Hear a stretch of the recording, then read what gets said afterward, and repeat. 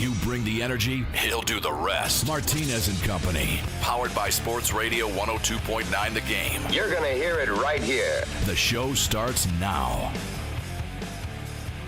Well, and good morning to everyone out there listening in on the Sports Radio app, Sports Radio 102.9 FM The Game. And also you can visit the website, sr1029thegame.com. And as you guys can see, it's a brand new layout here on the platform to kind of make it easier on the eyes and also to fill you guys in with all the sponsors, the affiliate sponsors that we have, upcoming folks that will be joining the network. As you guys know, I have put out a teaser about what does smoke have to do with CSN Florida. So that's coming up, along with your text and calls at 727-858-6650, 727-858-6650. And I'm pretty sure the party line will end up kicking up here a little bit, or at least a little bit of time. Duncan Dad will be joining me here in just a little bit. And then Beeve should be joining me at about the 11 o'clock hour.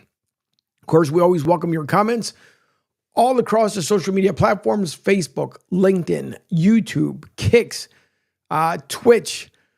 Anybody else I'm missing? X, Twitter, my favorite one, of course, Rumble. And I think that's about it as far as all the folks out there on social media. So thank you all once again. We do appreciate it. Yesterday, we had a great time over at USF, where we had a couple minutes with Coach Fernandez. You guys will be able to see that portion of the interview later on social media. So make sure you check that out under the USF tab. And I'll have that up there. We had a great time yesterday with Coach as they get prepared to take on the South Carolina National Defending Champs Gamecocks, who are 9-1. Dawn Staley, of course, the defending national champion women's basketball coach. And listen, I think this team could be ready and prepared. This will definitely be one of those tests that it will have early on in the season. 5-5, and Coach mentioned yesterday that he didn't feel like the team's record was 5-5. He felt like it was more kind of in the balance of possibly, what's the word I want to look for here? He felt more like this team could be maybe 5, I would say, or excuse me, not 5-5. He felt like more, from his talk, it sounded like more he would be like 7-3, possibly 6-4. But this team has been playing well. Yesterday, I also mentioned too that practice went well for them, and they are prepared and getting ready for the matchup coming up here over the weekend. They'll be traveling Sunday to South Carolina, so that should be a good time and a great test for the women. As I readjust a couple things here on the fly, make sure that things look good as much as possibly can. So give me a second as I talk to myself and to you guys here at the same time. But so this will be a really good true test for the women. For sure. Again, they are, let me make sure this looks good over this way. 5-5, and the last time they were at home did not play as well. Still have won some of the home games currently. Let me fix one more thing and then I'll get focused back here with you guys. But they were, last time they were at home, 12-point winners. That's what we expect once again from the ladies. Hopefully coming up this weekend out South Carolina. It's going to be tough, obviously, against the defending national champs again, 9-1. They won their last matchup as well. The last time these two teams had connected was during the 2023 NCAA tournament run, which ended up almost a tight game, but not the way USF wanted it. And they are looking now, I wouldn't even say revenge, because this is, again, will set up this team as they've played now November, December ball. They want to see how this sets them up for January. And of course, to hopefully be able to make themselves a run once again in the tourney. So this is going to be a really good matchup for both teams. Coming off of the USF Bulls website, which again, you guys can visit it right through sr1029thegame.com. Click on the tab there for USF Athletics, or if you go directly on the homepage, you will see the logo for USF. Just click on it and it'll take you right on over there. But once again, this will be at 2 o'clock on the SEC network. You can also listen to it on Bulls Unlimited. And you can follow some of the action on Instagram and Facebook as they post up some of the stats at halftime. Of course, I'll bring you as much as I possibly can as well from the game. So this is South Florida women's basketball 5-5 heads to the Palmetto State for a showdown with the defending national champions. Number 3, South Carolina on Sunday, December 15th at Colonial Life Arena. Tip-off is slated for 2 p.m. and the action will air live on the SEC network. Now, setting the stage, it's the Bulls head to South Carolina, to Columbia, looking for their second straight December win, while the Gamecocks are looking to secure their 5th straight victory. The South Florida Carolina series shows a second ever meeting between the two squads. The first clash was a 76-45 South Carolina victory in the second round of the 2023 NCAA tournament. Of course, I was back on March 19th of 2023. South Florida topped Merrimack 62-43 on Education Day in the Yingling Center on Thursday afternoon. USF hosted a record-breaking crowd of 9,821 Bulls fans, resetting its home attendance record, and it is the second highest home regular season women's basketball game in the state of Florida on record. Sophomore guard Victoria Blase, 13 points, and junior forward Carla Brito, 11 points, were the pair of USF performers to finish the day with double-digit points. The Bulls are led by graduate Sammy Pusis, 13.5 points per game, and sophomore guard Victoria Blase, 10.8 points per game. Pusis is ranked 13th in the nation with 29 total three-pointers made and 20th in 3 field goal attempts made per game. Junior forward Carla Brito holds a team best 7.5 rebound average, and graduate guard Mama Dembele is USF's top assister with 5.1 assists per game. She has 51 total assists, ranked 30th nationally. Dembele is one assist, from reaching the 500 career assist milestone. In the latest NCAA nitty-gritty report, South Florida's net SOS was ranked 10th nationally. Now, some additional notes here is USF has seen its first 5 victories this season come by at least 12 points, including a win over Merrimack. The last time the Bulls had their first 5 wins all be decided by at least 12-point margin was in 2016 and 2017, their first 8. The Bulls have gone 200 straight games without allowing their opponent to score 90 points, the 7th longest active streak in Division I. It is the longest streak by USF this century. Mama Dembele currently leads the AAC in both assists and steals. One of the 3 Division I players actively doing so, Campbell's Gemma Nunez, Stephen F. Austin's Ashlyn Taylor. Also, no USF player this century has finished a season leading its conference in both categories. Sammy Pusis has 135 points and gone perfect from free throw line, 10 for 10 through 10 games this season. The only other USF player in the last 25 years to reach those marks through the first 10 games of a season are Pusis in 2022 and 2023. 170, 26 for 26. And Janae Stokes in 2008 and 09, 146, 848. So don't forget, you guys can always purchase your tickets. You can go to usfbullstix.com. And again, this should be a really, really solid matchup for the ladies early on. One thing that I'm pretty sure Coach has on his mind was that 76-45 loss during a tournament. So, it's tough. The last thing that you want, actuality, is to make sure that your team can do the best that they possibly can do. And I think this is going to be a great, great momentum shift for USF. If they can pull away with a win, come back home with a victorious win, it'll be good, not only obviously for themselves, for the holidays, but it will be a team boosting morale because they know they have struggled in the paint. And I mentioned that to Coach once again yesterday. They struggled a little bit in the paint, but he had mentioned there was a lot of things cleaned up during practice, and then they look and feel good coming up for Sunday's matchup. Rick says, save you a seat at Tampa Joe's on Sunday, Angel. Listen, I will. That would be a game time decision, only because obviously I have to make sure I cover USF Bulls as well. So I will keep you posted for sure, Rick. I will keep you posted because we have not ventured down to Tampa Joe's as of yet for a game. And if I go down, it would be just as a fan to go watch, obviously. But I haven't been to Tampa Joe's. Tampa Joe's been a great sponsor for us. For some good time here, and I love the relationship between them. Philly to South, the official Eagles fan group that's down there at Tampa Joe's. And of course, when Philly Sports Trips comes down, they all hang down at Tampa Joe's. So you guys can also visit them at 9316 Anderson Road in beautiful Tampa, Florida, a hop, skip, and a jump from the airport. And it's always a great time. Visit Tampa Joe's at tampajoes.com. Now, joining me here on the line, because it's also time to do some Bucks talk, is our weekly segment with the man himself. It is Gas Pump Guy. Gas Pump Guy, how are you, sir? I'm doing good, Angel. It feels like we haven't talked in a while. It's been a while since I've been on. Yeah, it seems like forever. That's for daggone sure. But listen, big game coming up. Bucks travel to LA, go play the Chargers, 8-5, Bucks 7-6. The way they played last week, there's no doubt that they can pull one off from the Chargers, and they should be able to. Baker Mayfield has been playing well. I'm not going to say he's been playing lights out, but he's been playing well.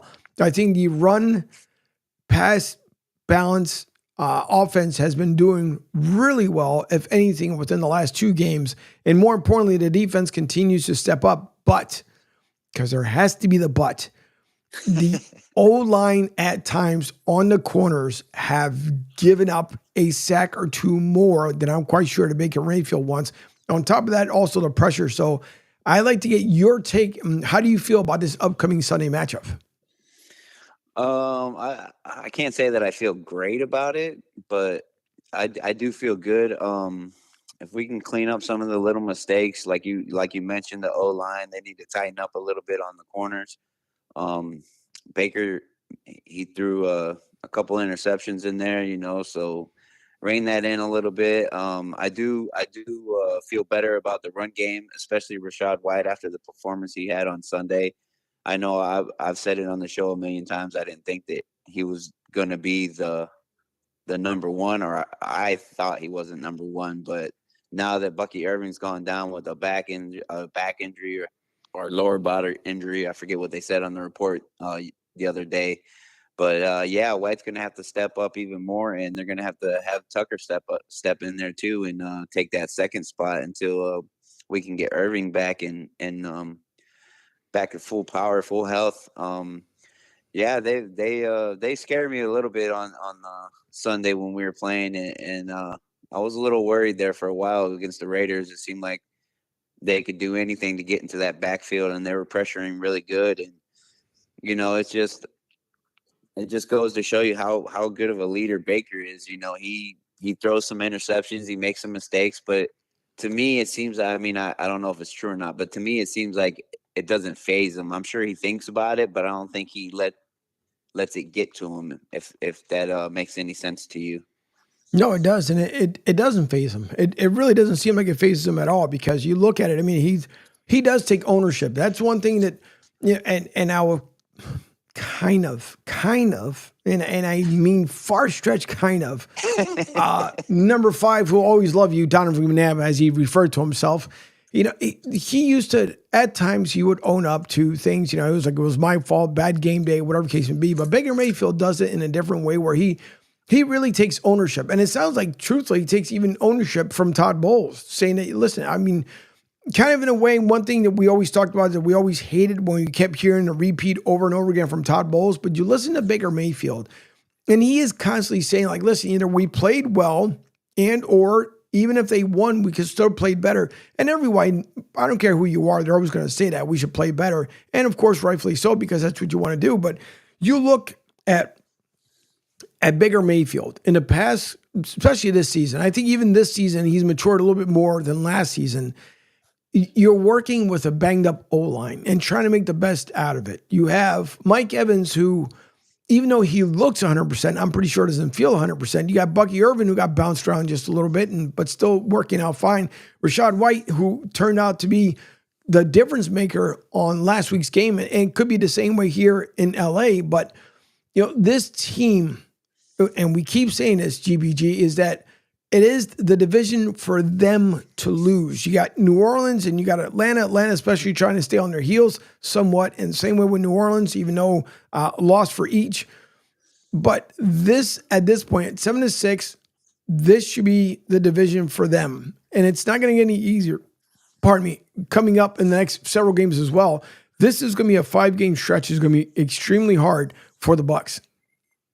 Oh yeah, for sure. And the thing that really worries me, and I know the Panthers aren't doing well. Well, they've done better, and the Saints, I know they're not doing well either. But it always seems to me when we play people in our division, no matter how good we're playing, it seems like everything's on an equal playing field. I don't know if that's coming off the right way, but it seems like everybody's at the same level. I know they're not at the same level. I have faith in my Bucks. I know they can pull it out, but at the same time, just watching it as a fan, it seems like it's always heightened and there's always more energy and more competitiveness, which I like because it makes the games a lot funner to watch. With Kirk Cousins, seems like he's taking a little turn for the worst here at the end, and I hope he does. I mean, I don't wish any bad harm on him, but if they want to throw some more interceptions and let the other team win a couple, this last couple, I'd be fine with that. You would be fine with it, along with everybody else too that roots for the Bucks. And again, we saw, the nice thing, the home turnout, the last one for the Bucks seemed to be a lot better, at least probably the better ones of the season. And we know the home crowd has to. You guys, listen, Tampa Bay, you hear us mention this week in, week out. You guys got to do better. You guys got to show up. This team, and they're trying to put out the best product out there. And when you don't want a Mike Evans or a Bucky Irvin or anybody else for that matter, or Baker Mayfield to walk, you got to prove that you want these guys out here. You have to. It makes a world of difference. When the fans speak, the owners listen. Now, how much the Glaciers will listen, who knows? I mean, I don't know. We've seen guys go out of here that shouldn't be out of here. And hopefully they'll rethink Mike Evans' contract. For Godwin, they'll rethink about his contract. But this team is really built for greatness. But Baker Mayfield right now at 70% completion, 3,329 yards, 28 touchdowns, 13 interceptions. So I'm pretty sure some of those interceptions he would love to take back. I mean, he's got some good numbers for this season. Not good enough, obviously, to become MVP, but good enough for this team to turn around and make a bigger extension for Baker Mayfield. And I know during most guys throughout the season try not to bring up any kind of contracts. And the reason why I say that, because you look at Deebo Samuel, hold out? How did that work out for him? 49ers? Just saying. So I think it's one of those things that they're going to have to really evaluate at the end of the season.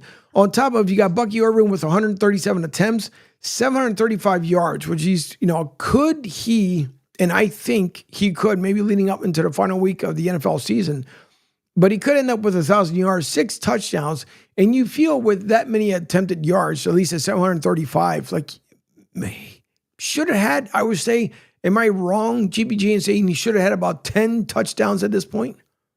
Oh, yeah, for sure. I mean, it seems like, I don't know. I'm a little biased when it comes to Bucky because I love Bucky. When I heard that we were going to draft him, I went back and watched some of his college games. This guy is the real deal. I mean, they said that he set a franchise record that hasn't been met since Cadillac Williams, and we all know how good he was coming out of college. And that first year for us, he was phenomenal. I think Bucky should have a lot more touchdowns. If he gets back in these next couple games, I don't doubt that he could probably reach 1,000 or at least close to the 1,000 yards. And oh, I lost my train of thought there for a second. Sorry. It happens. A lot of things on my mind. My opinion is get that guy the ball, let him run it, and put Vea in there. Let Vea block for him because it seems to work out pretty good when that happens. It sure does. No, you're absolutely right. Because you figure with Rashad White, he has 120 attempts, 509 yards, and 3 touchdowns. And again, he looked good last week, and that's where they're going to need the Bucks. If they can get, and I know everybody, may talk about this, but if they can get an early rushing attack on the Chargers, they could just possibly just beat them in the ground versus beating them in the air. And also you're thinking about keeping Mike Evans healthy, because at this point you're looking any team right now, minus the Jets, don't care. You guys enjoy the offseason, but those who are that are in the hunt, especially, and those that know they're up in their division, you're looking to try and keep your guys as healthy as possible. Obviously, you can't sit them because you're going to need them right now. You don't have a strong wide receiving core unless you end up, for some reason, Odell Beckham Jr. decided to part ways with the Miami Dolphins. I know, like Pete had mentioned this morning, maybe, Kansas City picks him up. I know he's not going to go back to the Rams. I know that wasn't a good look for him, and he didn't like it really out there that much. So Detroit could be a possibility. Who knows if Philly would end up reaching out to him, because at this point you're really getting him dirt cheap because you're only leasing his services until the end of the season. So I think if I'm the Glacier family, I'm reaching out to Odell and saying, listen, we may not be right now looking like a Super Bowl team, but it doesn't mean with your addition that we can't get there. So if he wants to stay in Florida, by all means, I think the Bucs should consider, and Todd Bowles and the GM should really, really consider picking up the phone and talking to Odell. What do you think about that? Oh yeah, I mean, I'd like to have Odell. I liked him as soon as he came into the league, and he's a good catcher. He's a good person to play to take Chris Godwin's spot right now, because Mike needs that other threat or that can go in the slot, and Odell can go in the slot. He can go on the edge, put Mike in the slot. I mean, and I just want to touch on a second too. Jalen McMillan came up big on Sunday for us, 2 touchdowns, and I said it. These other receivers need to step up. I mean, we got the Otten and what's the other one? Durham. They're doing all they can. They're doing good in the blocking and the running, and they're even catching passes and a little screen pass, a little slide pass or whatever. So yeah, I mean, if we got Odell, I'd love to have Odell, especially if we can get him for a cheap price for right now. At least lease him till the end of the year and then go from there. But to keep him on the team, I prefer we get our main guys taken care of first, like Mike Evans and Chris Godwin, and make sure we got them, because I personally think that they're the heart of the team along with Baker. But if we can get Odell cheap right now, just for a little lease, for till the end of the year, and help us cap us another Super Bowl, that would be awesome. That's wishful thinking on my part, thinking the Super Bowl. But hey, what fan doesn't think like that, right? Exactly. Well, that's the whole thing. That's the ultimate goal at the end of the year. And I know, listen, every single time, I don't care if you played from Pee Wee League, through junior high school, up to college. I mean, that's the whole goal is you want to win a championship when you start off. What person ever in the right mind says, I can't wait to lose? We want to lose as much as we possibly can. Our goals and expectations are set low. Like, everybody wants that. But you got to think about it. If the availability is out there where certain people, certain players, you want that. Now, again, not saying that everybody's going to be reaching out to Odell Beckham, but I think if they're missing that key element, maybe, because again, you're going to get him at league minimum. So you're looking at maybe you're spending $2 million, and with a couple bonuses, maybe he makes $3 million. If you're going to borrow him until week 17, and then if you make the playoffs, then obviously, again, you incentivize it and make it a little bit better. But a great person to also get the opinion from is Duncan Dad, because you got to figure, Duncan Dad, Odell Beckham, and Miami part ways mutually. And it wasn't like, any kind of, disagreement, or they argue with each other, or seemed like they just weren't getting along. But who do you think would end up picking up the phone for Odell Beckham?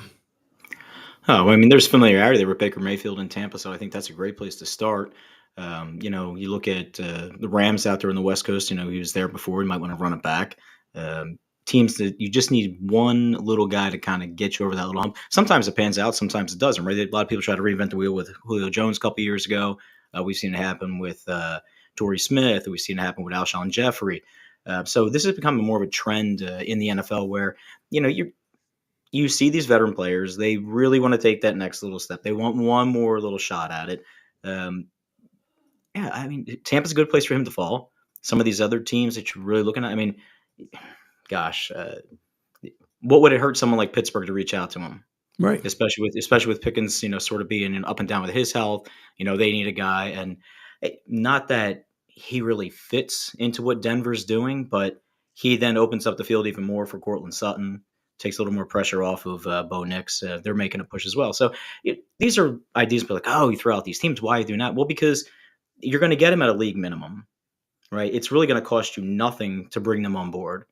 You stick him on the practice squad, let him run up, see if he gets in the rhythm. If it works, awesome. If not, too bad, so sad. He's had a decent career, but yeah, it's worth the risk reward investment this late in the season. It's worth it for a couple, a handful of these teams. I mean, even look at the Texans trying to get over the hump, right? They got some injury things, bugs off and on with Collins. Dell's playing well. But again, even bringing in these guys, just on their name alone, what does it do, right? It creates space. And that's all that you really need in today's NFL is just create a little bit of space. That's kudos to what happened last night with San Francisco and the Rams. Cooper Kupp had no catches, right? You could say weather, blah, blah, blah. This is NFL all-time record for catches in a season. Matthew Stafford's no pushover. He had nothing last night. That's because they compressed that space. They would have loved to have another receiver out there to maybe open it up a little bit more. But I don't know, man. It's going to be nice coming down the stretch, and there are just so many divisions that are still wide open. And we've seen crap happen in the NFL where people just win out, and you turn around like, how the hell did Tampa get in the playoffs? I looked down and they were 6-7, 7-7. Now they're 10-7, and so over. And this guy falls here, and New Orleans drops a game to someone. 30 birds lay an egg, and here we go. Just get in. That's the thing. Like, just get in this year, right? That's it. That's what we need to do. It's more and more like hockey every year. It is. No, that's a great analogy because that's exactly what it is. Look, you win to get in, obviously, and you win. You play to win the game, as our former coach Edwards still loves to say at this point. But you have to. You look at. I mean, Odell may not be, which it seems crazy even to think about. T.O. I think he'll still beat him at a 40, and for sure. He still works out like a madman, and I'm kind of surprised. I mean, even if you call up T.O., I mean, you're looking at what? So add the playoffs, you make a run. You're looking at using him for 9 weeks, like max. Mm-hmm. Why not? I mean, you're going to get him in his best health condition. I mean, of course, when he gets banged up a little bit, it's going to be a whole different story. But I'm surprised that no one's even bothered to call him. But again, it comes down to baggage and stuff like that. And I know some teams that don't want to deal with what's going on, like the 49ers and their nonsense. And I'll bring up that video here momentarily. I could also see Odell winding up in Baltimore. Again? Yeah, I mean, I could see him going back to Baltimore. I just, parting wasn't on the greatest terms, but Lamar's really, he's down. He's got Flowers. They're eyeing on Flowers. Andrews is all right. Henry's okay. But again, why not give somebody else another weapon? Why, take it off the table for someone else? Unless it's a strict culture thing and, it's like, oh, he's cancer in the locker room, blah, blah, blah, blah, blah. I mean, if his effort and desire is there, like you said about T.O., what do you have to lose at this point? I mean, it sounds preposterous, right? Oh, my God, you want to rack a 40-year-old wide receiver? But you're basically putting him down sometimes in short yardage situations. Or, okay, I need a 3rd and 4. Go around and give me first down. I mean, he's still a specimen. They're still athletes. They can still make their way open. And it's drawing somebody else off of one of your guys. Execution. That's exactly what it is. But, GBG, did you happen to catch the game last night? I seen a little bit of it. I didn't get a chance to watch everything. I got home kind of late. My son had a late soccer practice. So, but I did hear they were talking on the commentary about somebody quit in the middle of the game, or they didn't want to play in the game no more. Hey, well, some players, I don't know. Devondre Campbell decided like a kid, he threw a fit and said he didn't want to play. It's not in me to play today. And why would you even say something like that? It's just beyond. I don't know. If I can say the word beyond stupid, because exactly what it was beyond stupid. But I don't know what would even possess you to be like, nah, I don't want to play. Today's not my day. Whatever the case may be, it's completely dumb. But I'm going to bring up the video because the question was asked, obviously, to coach afterwards, and I'm quite sure he felt not only just blindsided but dumb because again, San Fran continues to have San Fran issues because they cause their own issues. But here is from NFL on Prime last night. This was a post game, and they basically asked, like, what happened? Back, everybody. So Devondre Campbell didn't play a snap tonight, but this is him walking off the field, helmet in hand, in the fourth quarter. Kyle Shanahan was asked about it after the game. Here's what he had to say. Take a listen. Happened with Devondre Campbell. He didn't play, and he went into the locker room at some point. Yeah, he said he didn't want to play today. Play today? Yeah. The coaching staff? He did when I asked him why he didn't want to go in. So. During the game or before? No, it was in the third quarter. Your thoughts? This is a situation where frustration. The player's frustrated. Dre Greenlaw came back, and they were going to give him the opportunity to play. He's a all-pro style player, Pro Bowl type player, guy who's been incredibly impactful. There was some frustration from Devondre that, hey, I played the whole season. I've put my work in, put my time in. You just can't do it, though. This is a team sport. It's not like they just replaced you with a Jag. They didn't replace you with somebody who's not a guy. This is a guy who's been an impactful player for this team for a long time. So it's frustration, and you kind of can empathize with him to a degree, but you quit on your team. And you can't do that in the National Football League. I'd be surprised if he's on the team after that. Yeah, I think those emotions sometimes get the best of you, and you just lose like a judgment there. Just because at the end of the day, like when you walk off this field, in 5 years from when you're done playing, you're going to want to be proud of who you were as a teammate, who you were as the guy in tough situations for your team. And yeah, maybe this does affect you negatively in this current moment that you're in, but you don't want to react in a way that my emotions now turn into something that affect the people around me. Now people trust me less in a moment where a game that's a one-score game, I can make a huge impact in this game somehow, some way if I get out there and help my team. And maybe your emotions tell you that. Now, if you say, hey, this is it, I'm done, I don't want to play this game anymore, I'm done with that, I think that's a totally different conversation. Yeah, Antonio Brown, have you guys ever experienced anything like that, being in a locker room with a teammate? Yeah, I was at the game Antonio took his shirt off. Yeah, but that's right. But what I'm saying, he never came back. Like, that was the end of Antonio. He took an Uber to the airport. Right. Well, yeah, and Vontae Davis was the other one. R.I.P. Vontae Davis. He was the one that, with the Bills, I believe, at halftime, ended up just saying, I'm done playing. So done playing, but we're not assuming he's done playing. This is just more of a where it's frustrating because Dre was done. Dre was done at that point, and you could have came in and made a positive impact and help your team win the game. That's why you continue to play. That's why you continue to have a positive attitude regardless of the circumstances, because you never know how it's going to shake out in the end. You could have been the hero today, but now you walked out on your team in a game that was a winnable ball game, and you put your team in a hard position, and now they lose the ball game because they can't replace the impact that you could have made. And it's incredibly immature, and you probably will be released now. And maybe that went through his mind, too. He's probably like, you know what? I'm walking out. I'm making a decision. More likely, they will probably cut me tomorrow. And if I'm the coaching staff, I'm cutting you. Yeah, what you remember? You remember moments, right? So guys who play with him, what are they going to remember probably from their time playing with him, right? Short time here, that's the moment they're going to remember. And is that what you really want to be known for? That's why I say your emotions sometimes can put you in a situation to do things that aren't really what your priorities are and what you stand for. Which they have all valid points. All valid points, because at this point, you just don't do that. Listen, not every game is going to be roses. Not every game is going to be exactly the way you want it, because it's not. But you don't turn around and decide, I'm not going to do this. AB did it at the worst time possible in front of home crowd. That was just dumb with what Antonio Brown did. It was completely dumb. And if he doesn't get cut today, then on the flip side of that, then what is the message you're sending out to the rest of your team, where you have someone, you can play your hearts out to your content, outplay your contract, whatever that ever means anymore, because it seems like, the stratosphere of $1 billion isn't that far away. But you don't walk out on your team in a game and tell coach, I don't feel like playing. That's baby stuff. So, GBG, I want to get your thoughts before going to Duncan Dad. Oh, yeah. That's like, I always compare that to, like, he was probably a kid that played PlayStation, and if he was losing at it, he was going to quit in the middle of the game. You know what I mean? That's basically what he did. And that's just not acceptable. You get paid big money to play, and you're just going to, not only did he walk out on his teams, like you were saying, that's how they're going to remember him, as a quitter. Do you really want that, Exactly. It's a bad look.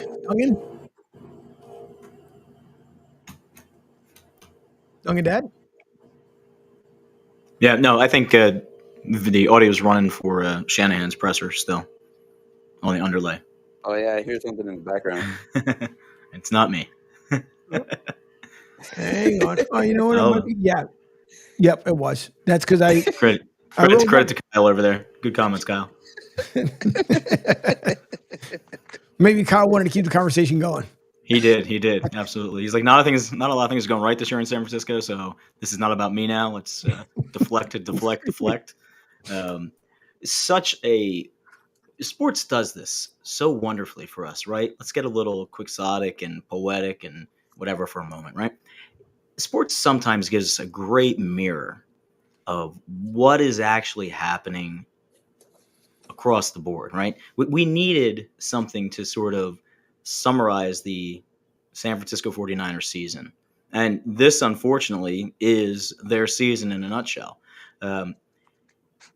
He decides to, walk off. And I think you really key on what Whit was saying, that we let our emotions so many times, right? In our Right. job, in our relationships, in our careers, in our being a parent, being a partner, take over in those moments. Then you look 30 seconds later, like, oh, bleepity bleep.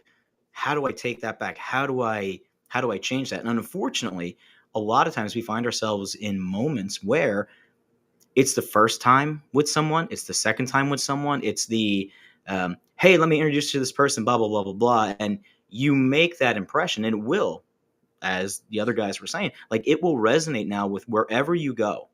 Dude, you bailed on your team. And football is one of those things where, since you have such a compressed schedule, it's not baseball. Guys come and go in the middle of the season. Yeah, locker room chemistry is really important, but you're used to picking a guy up here. You're used to, I would trade this guy. He might not be here tomorrow, blah, blah. But normally you start with your roster at the beginning of the year. Aside from injury, you might have a dude comes in because someone's hurt, but you don't have anybody just be like, I'm done. Throw the towel in. Throw the towel rock. Paula's getting his butt kicked. This will go with him everywhere. And you try to sit there and think, well, was it a mental health thing? Are they going to play that card? Are they going to bring this? Well, he was having trouble during the week and he was only going to get limited plays. And as GPG was saying, is he throwing a fit? Because nowadays, well, I'm here and I want to play my game and I'm not getting enough time. And well, listen, this is a business. This is your job. You've been put out here to perform, execute, follow the rules, play your role. More and more and more, we're seeing this. Guys taking time off from the NBA. I need a break for this. Why? Well, because I don't know. I don't feel like it right now. I don't want to do this right now. You're in a different position, man. Like, you're in a different position. You have a responsibility to every single person that shows up to be out there and perform at your best. If you're hurt, you're injured, completely different. If you are on the same line as what Sherman was saying and Whit about, like, hey, if you're done, you're done. Listen, if you're done, man, I support you. I hope you find your happiness in life, and I hope you go about your way. But no one else in a regular job, in a regular position, if you walked in and your teenager's screwing around, you're just like, yeah, I'm done. Forget it. I'm not dealing with this anymore. See you later. And you legit, like, what kind of impression are you given? Right? But sorry to say, but there's bosses, there's teachers, there's educators, there's all these people out there in the world now. Stuff's going on. They're like, that class is over. You guys just inmates running the asylum for the day. We don't want to deal with it. We'll scoop it up on Monday. We'll bring in the next heavy hitter and hopefully hand out a couple more cupcakes and cookies, and everybody will be all right. Just it's an embarrassment. It's an embarrassment, especially if you're throwing a fit. Right? Stop throwing a fit, man. But yeah, take a snapshot of the San Francisco 49ers season. Use this as your prism. Boom. That's it. The San Francisco 49ers, sorry, all you Brock Purdy lovers and stuff like that. Sorry, this is not who the San Francisco 49ers are not as good as you think they were. They're just not. And it's top down. It's top down. Lynch is amazing. Shanahan's got great schemes. Good precision, good execution. But in the right setting, in the right space. But he's running the same stuff he's been running for 3-4 years. We got to evolve. And it's a dumpster fire out there. Like, it really is a dumpster fire. You got 6 points against the Rams. Come on, man. Not Aaron Donald. Right. Come on. Like, I mean, anyway, it is. I get frustrated at it because we all sit in a position where we get up, we bust our butt for, beans and peanuts, and we can't walk in unless we own our own business, which people do here, and say, I'm not doing anything today. But even after you throw your little 2-second pity party in your head as you're standing in front of the mirror shaving or whatever, you're like, all right, time to go pour a cup of coffee, get my bottle of water, put my big boy pants on, and go to work. But not in the middle of it. I mean, I've been privy to see what I would consider high-level peers or colleagues have these meltdowns in these moments that everybody and their brother is watching you, right? It just doesn't work like that, man. Your emotions too often money, like Whit said. They dictate what happens, and then 30 seconds later, you go back and you sit there with all the damage control. How do I build it back up? How do I reestablish relationships? Blah, blah, blah. Meanwhile, you're trying to do this, and everybody else is all the way down the block. Rant over.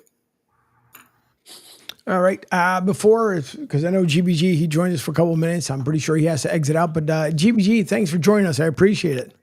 Yeah, not a problem, guys. Good to get the gang back together again. Hopefully, we'll have a full week next week. I'm quite sure it's been a crazy week with a bunch of updates and stuff I had to do, but nonetheless, yeah, we'll get back all together. We'll get the band back together for next week for sure. All right. If you guys do picks, just text me, Angel, and I'll text you mine. Yep, I surely will. Thanks, GBG. All right, see you guys later. Say is. All right. There he goes. I almost broke in to say gas pump guy knows about the Buccaneers meltdown with Antonio Brown. So we were both having flashbacks to last night.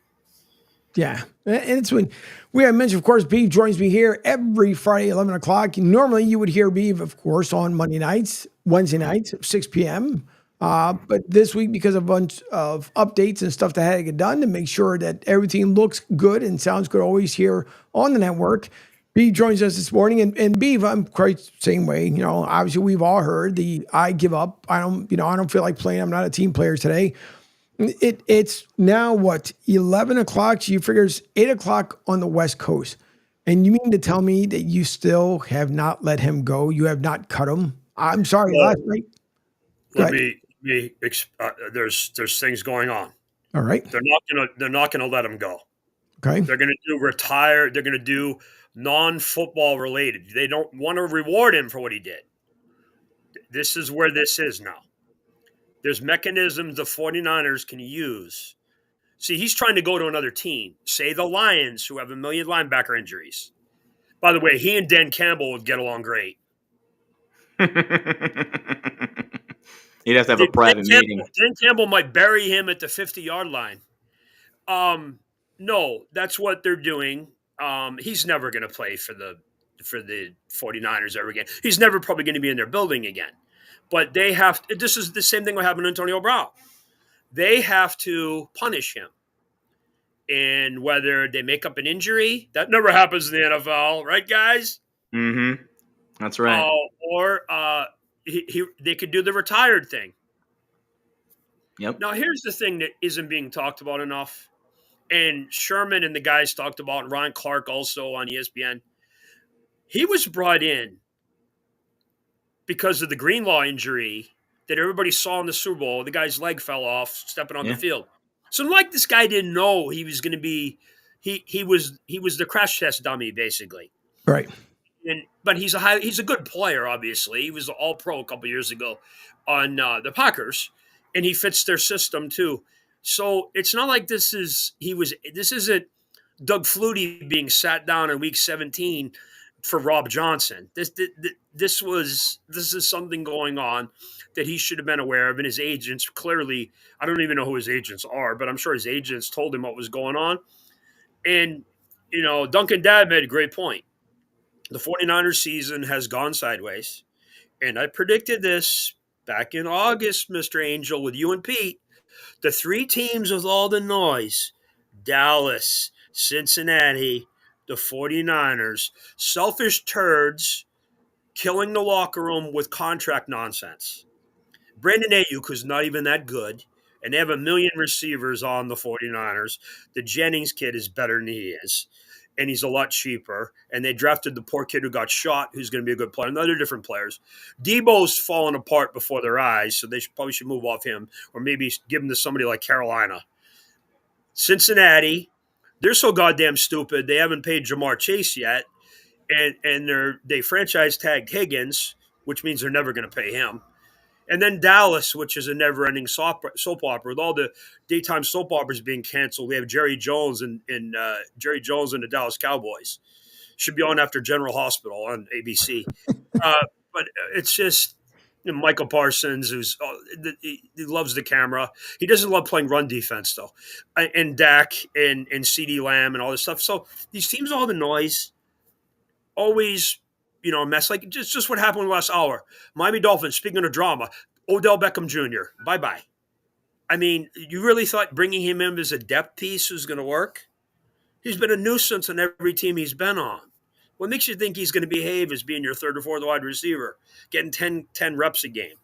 So again, it's a nonsense festival. It really is stupid. The Campbell guy, what a disgrace. He's a disgrace to the NFL, the NFL and the Shield, and he's just a disgrace. And what the 49ers are he's not going to play for anybody else. The 49ers are going to figure out a way to prevent him. They honestly, to be honest, they need to make an example of this guy, because you don't think there are guys on the Jets watching this right now go, hey, that looks like Aaron Rodgers of all people. He might watch that and go, wow, wait a minute, I can do that? Yep. And yeah, Garrett Wilson's like, get me out of here. Anyways. So, but no, it's embarrassing. And I'm going to take a little issue with something Duncan Dad said. Come on, bring me Kyle. Give me Kyle. I think Kyle Shanahan is so overrated. Let me explain. He's a stretch running game guy, and their passing game is so dependent on running the ball. That's right. And when they have to go 4 and 5 wides and throw, he's not good, which is amazing. Sean McVay is so much better than him. It's not even close. They're not even in the same league. I mean, and by the way, Sean McVay is really like a head coach. And by the way, I have friends on both teams. Mm-hmm. On both teams that are like high-level starting players. So I'll take McVay every single day. And I contributed to the murdering of Kyle Shanahan on national television, that 28-3 thing, and that Super Bowl thing where Kyle was complicit in his own demise, and then a whole bunch of other things. And first of all, he's not a head coach. He's basically caffeinated Mike Martz is what he is. And their special teams suck. They always suck. That's why they lost the Super Bowl last year. Now, remember this. My business partner, Kathy, is a huge 49ers fan, so I watch the 49ers a lot, and I got family out there. But he's not even in the same realm as his dad, by the way. I'm going to copyright that. But like his dad, no matter who they put at running back, they're pretty good at the running back position. I mean, the kid on one leg last night was okay. Another genius move by Kyle. Hey, let's run a running back on a bad leg in the rain. Oh, wait a minute. That worked so good with McCaffrey too, right? The bad weather. Let's run him in the snow. Oh, shit. His leg just fell off. I mean, these Angel, let's post a phone number where NFL teams can call me and I can consult for a fee, $50,000 an hour, and consult and give them advice on, hey, my star running back has like an Achilles, a calf. Let's play him in the snow. And what could possibly go wrong? We should later on in the show we'll call in a Beeve request coming up with this Eagles game to talk about their offense. So hold that thought. That game to me is really interesting. And we're going to talk about the A.J. Brown thing, me and you. Yeah, all right, we're going to talk about that. Angel, what else? Angel, I didn't say his name because I don't want you to stroke out early. We didn't say that NS guy that you're getting excited. I see it. You're ready. Mm-hmm. We didn't say his name, the coach. Mm-hmm, we didn't say his name.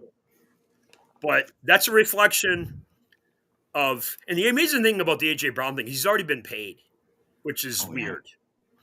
So you wonder what's going on, and the Brandon Graham thing. What a weird mess that is, Angel. So I know what you want to do. Yeah. Before this goes all the way over here, I might do it. I might do it for you because I'm beginning to doubt the leadership capabilities of your HC. I'm going to go up. I might do your bidding for you. I might destroy him for you. I might. All right. That's okay. I'm waiting for you to ask me about what Belichick did yesterday. That's what I'm waiting for. I'm going to wait until after we take our first commercial break here. We're going to do our local sponsors. Then we're going to come right back because with the Belichick thing, it's getting to be more and more interesting because, it's you hear that either A, he's going to go and visit folks, or B, he's going to stay in the office, but he's going to have so many people at his disposal. All they have to do is show up at the house with a cardboard cutout, put a little Bluetooth speaker behind it, and just look at Bill talking, because that's what I feel is going to happen. But 20 assistant coaches. 20 assistant coaches. That's in his contract, 20 assistant coaches. It's nuts. Man, listen. By the way, Angel, who told you? Who texted you on Tuesday this was going to happen? Nah, you did. You did. That's why Who you also texted you about who the next Michigan quarterback was going to be last night? Yeah. No, you did. That's why I keep there's a special hotline that I put a check mark right next to, and there's an alert that comes through every time he does it. Yep. You're learning. You're learning. It's like the all, siren. all I do is answer my phone. That's what I tell people. That's all you have to do. All right, we're going to come back. Don't forget, you guys can always text or call the show as GPG does on his weekly segment, 727-858-6650, 727-858-6650. Don't forget, you can always download the app at sr1029thegame.com. You can go on there right on the homepage. You can't miss it. A nice little logo with Sports Radio. Right below it says download the app, and thank those who actually have done so. And also thanks for the people who've been viewing the content over on the website. The numbers have continued to grow, and I can't thank you guys enough because 2024 has been an exceptional year, and I can't wait to see what 2025 is going to bring because there's a couple things in the pipeline. God willing, will come to fruition, and it's going to be a great time. So don't forget, we're also going to be covering the Cure Bowl coming up here in in about a week. Matter of fact, it is this, yeah. So a week from today. 18th, right? Around the 18th-ish? The 20th. Oh, there you go. Yeah, Yeah, the 20th. They arrive on the 16th. They have a big day on the 17th, and then obviously the bowl game itself is on the 20th. So we'll be bringing that as well. Hopefully another bowl that I'll announce maybe come next week if it all comes to fruition as well. But you are listening to Martinez Company here live on the Coastal Sports Network, brought to you by Sports Radio 102.9 FM The Game. We'll be back in less than 2 minutes.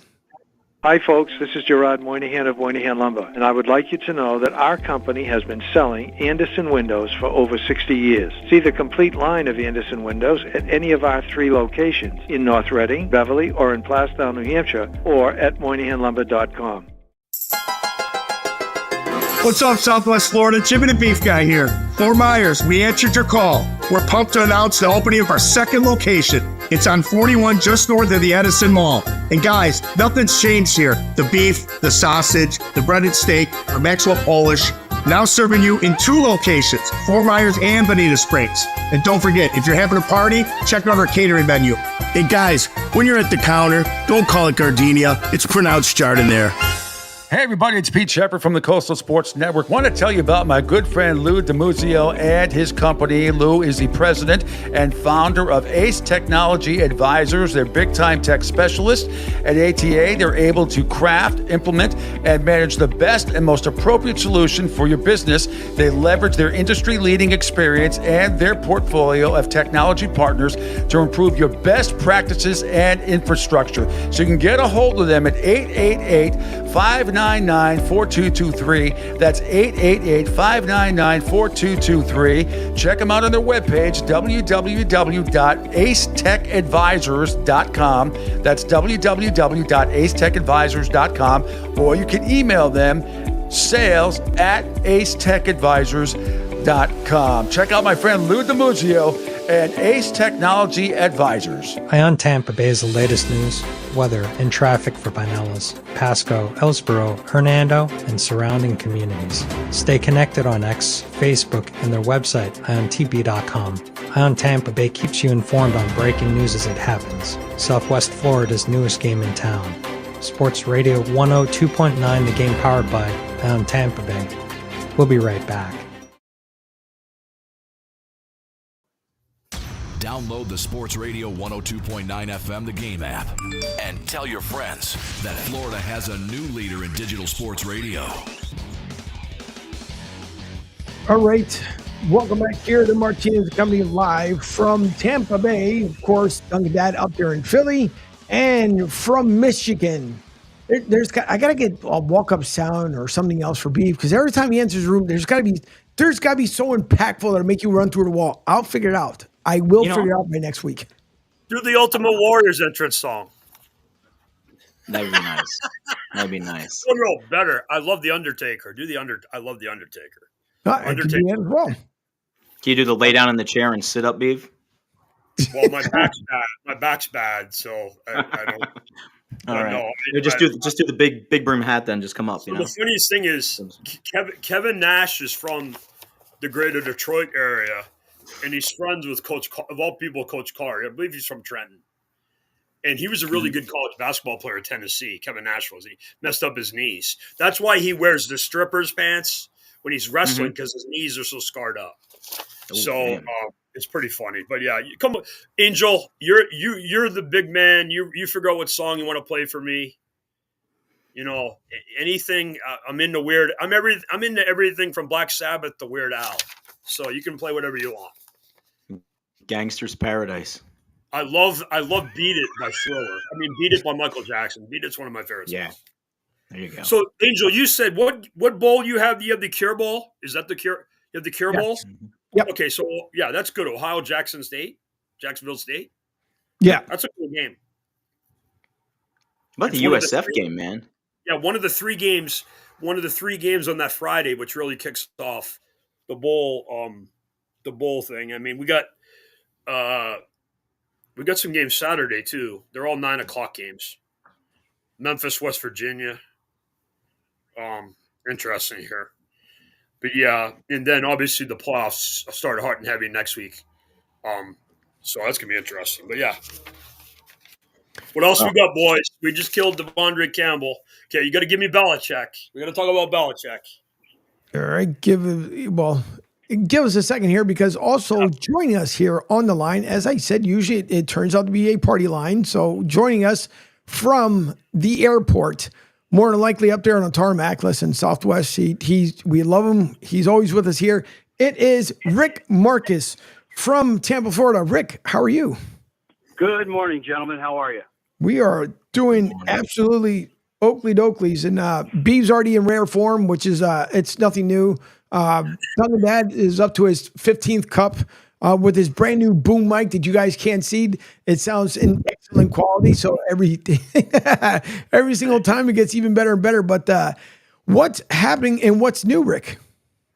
Happening and new. Let's see. Well, actually, it is warmer today, as you know. You're down here.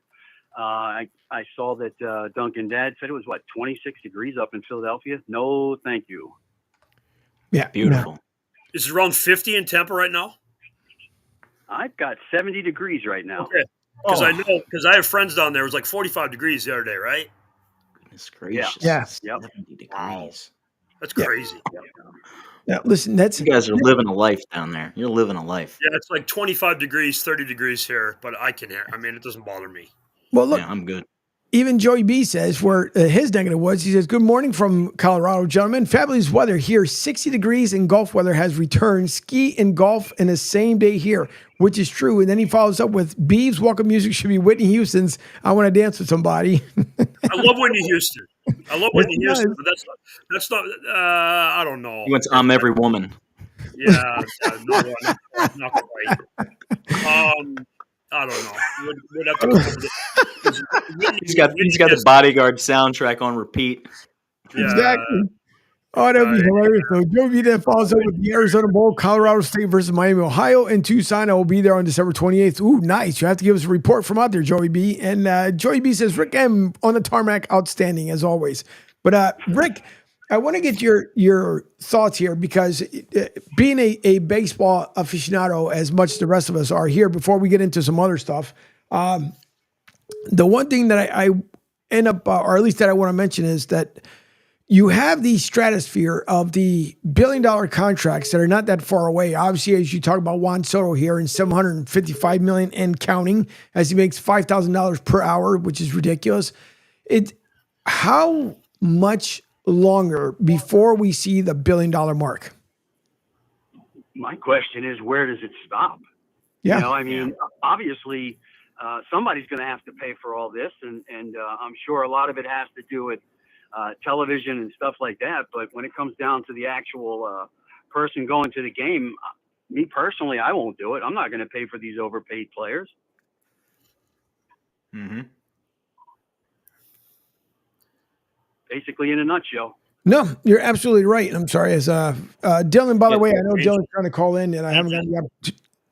Go ahead. Angel, we got some breaking NFL news, and already it's for the fantasy gambling geeks.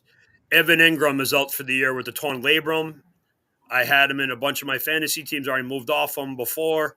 Bye-bye. I got moved off him because of Mac Jones, not because of him. But Evan Ingram has just went on IR, torn labrum, surgery, gone for the year. Goodness gracious. Yeah, I think Rick hit on a big thing about the money and who's going to pay for it, right? You used to be able to pass the cost along to the consumer, but now the consumer has been essentially like priced out of some of these things. I mean, you're looking at very well said, Duncan. Yeah, I mean, you've been priced out of it. I mean, you have revenue, stadium revenue, merchandise revenue, sale revenue, blah blah blah blah blah, and now that's really what, like maybe 8 to 10% of the team's revenue on the It's year. all the TV. So, it's all the TV deals. Yes. right, it's all the TV deals, and people are talking about who's going to pay this, whatever. I mean, Cohen can sit around at $23 billion, valuation. Mets making $393 million in revenue after last season, so $51 million a year for a player is really nothing. But if Cohen decides to be like, hey, guess what, I'm gone, everybody have a good time, like he's not on the hook personally for this contract to Soto. The organization is. Well, and supposedly he promised Soto he would be here. And by the way, Soto's contract is really 5 years. By the way. There's a lot of people that walk to the altar and promise stuff, and in 2 years they're gone as well. I know. What I mean? but I can't tell you I'm going to be here in 5 minutes. I can't tell you I'm going to be here in 5 minutes. But no, but the reality is, and this is why this is such a big story now, is never, ever, ever have the Mets stolen a Yankee star player. Sure. And did it so brazenly in front of their faces because Lucky Sperm Club is the owner now, not George. Right. And Cohen is George, but more sensible. And in the market he's in, George was a shipbuilder and he bought the Yankees and at a lower cost. And then he did what he did. And he's an historic owner, whether you like him or not. He's a big part of the history of baseball. Cohen was a minority owner. He saw the frustration with the Wilpons. They were happy being good, didn't want to be great. They had so many opportunities. The Mike Piazza, Robin Ventura teams, they were 1 or 2 guys away. Yep. Then the David Wright, Jose Reyes teams, they brought in Tom Glavine, Pedro Martinez, Billy Wagner, and they just had bad luck and friggin' Yadier Molina in 06. And then in 15, all the pitchers came together, and then all their arms were in a sling at the same time. And that team fell apart. And they foolishly let Daniel Murphy leave. And then what I scream about all the time, they let goddamn Zach Wheeler leave over stupid minor pennies on the dollar. They should have kept Zach Wheeler, and it helped your team and Angel's team. Mm-hmm. So Cohen will never allow that to happen again. And the other thing is, because we're the new kings of the castle, Cohen's in bed with Boris, who has all the big free agent guys, led by obviously Alonso is important to us, and a bunch of the pitchers. That's what the Yankees used to be. It's like Boris said yesterday at the Soto press conference. They asked him about the Yankees. It says, we don't talk about the bridesmaid at the wedding. And the other part of this, the Red Sox don't spend. The Cubs and the White Sox are kind of The Dodgers are more about development. You're seeing what they're doing with their pitching. I know they signed Blake Snell, but they're bringing up a lot of their kid pitchers, and they have a farm system coming up. And that's what the Mets are going to be. And that's why they're not giving out crazy contracts like that stupid deal the Yankees gave for Max Fried, which is a joke. That's the worst deal of any deal out there, and there's nothing even second. Because he's always been hurt. Yep. He's going to the American League, which is always a problem. But we'll see. But your point about there's only like 6 or 7 teams that can win under this format and the way things are set up. And the next the $1 billion player, I don't know who the field guys is interesting because Vlad Guerrero's up. Beav, hang on for a second. I believe we have a rookie caller on the line that he's probably listening through the Bluetooth on his car or something else because I can hear the echo back, which is the notorious Dylan. Dylan. What's up, gentlemen? How are you guys today? I heard Angel say that this is a party line. Angel, you freeze up over there? Get in the call and had to say my hellos to everybody. Yeah, well, I know. Well, the one thing was that yeah, let's see. Hold on a second. What? I can see you guys moving around. Beav, can you hear me? Okay. Yeah, I'm hearing my good. I'm seeing if he's okay. No, I knew it was freaking Dylan because again, it's like back in the day. Maybe he froze up, but I guess we're still recording, still going on. So yeah, but you're right. The $1 billion guy is going to be like Paul Skeens. Is the kid from the Pirates going to get it? Rookie of the year, big strikeout guy, an arm But he's a pitcher. pitcher. Right. Pitchers are handled differently. The only person I can see out there right now that has. Yeah, I was going to say the only person I really see with the potential, but he's not going to get paid because of his market. He's not going to get paid because, I'm not going to call it out, but like Bobby Witt Jr., he's young enough to where. Well, he just signed a big extension. He just signed a big extension. Right, so they're out ahead of it. But right now, no, it's probably some kid who's sitting in developmental ball. He's going to come up and then boom. Dunkin' Dad and Beeves on a delay. It sounds like strange. Oh, okay. So maybe Angel's going to fix this for you. Refresh. Okay. I'm going to refresh and come back. Yeah. There you go. Yeah. I can hear you fine. I can hear you fine, by the way. Yeah. I'm. Well, let's see. I'll do the refresh. I can hear you, Angel. You're good. All right, because I'm looking down on the screen, and I guess and if anybody can tell me, I guess because I see Joey B said that Dunkin' Dad and Beeves are on delay, but want to make sure that on the YouTube everybody can see me as well. Kind of confusing with two people on the phone. So I'm just trying to see. All right, Dunkin' Dad. It's my fault, man. It's my fault. That's okay. I blame the drones out here in our area. It's all the drones. Just blame Steve Cohen. Let's blame Steve Cohen. He's getting blamed for everything. Why not? So. Yeah, which is it. I'll bring that up in a second too. But Rick, I want to make sure I get you because we also have to get our picks in. I do want to bring that up though because it is really, really freaking strange when it comes down to the whole thing with that what's going on up in New Jersey, New York, and people saying they don't see it, they do see it. And other guys say he threw up a drone up there and depleted his batteries. It is. Listen, I wish I knew what in the world was going on, but it is super bizarre stuff with whatever's happening. Hey, Angel. Yes. Angel, it's just a good thing we've had government over the last 8 to 10 years. It just tells us the truth and everything. Oh, wait a minute. Yeah. Okay. Sure. Mask on, mask off. Vaccine works. Vaccine doesn't. Just shut up. Exactly. Yeah. They never tell the truth. They want you to believe they're telling the truth, but they're never not. But rugs like less. Exactly. We'll get into the other part of the conversation. I want to make sure I get Rick's picks in here, probably Dylan as well, as long as Dylan doesn't put his back on his Bluetooth speaker, which I will kill him after the phone call. Nonetheless. I'm sorry. Yeah, listen, it's... Dylan, count to three. Dylan, count to three out loud. No, this is... I'm driving to work right now. Well, listen, leave the man alone. This is where you are just like the typical person used to call into a radio show back in the day. Are you listening in your car? No. And then you hear him turn on the volume. I'm going to kill you, Dylan. I'm just going to let you know. I will. I'm going to take you out. And for those listening in, I'm not really going to kill you. You can kill me tomorrow at the Tampa Bay Sun game. How about that? If you make it to that point, I got a tracker in your car. I know where you live. Oh, boy. Hey, Angel. Yes. I have to run. I've got to get going here. I will text you when I get the picks. And the walk-up song, I think, for Jay should be the old song by The Fix, One Thing Leads to Another. That's not a bad one. It's a song I like. Good job. There you go. There you go. That's a good one. All right, guys. Have a great one. You too, Rick. All right.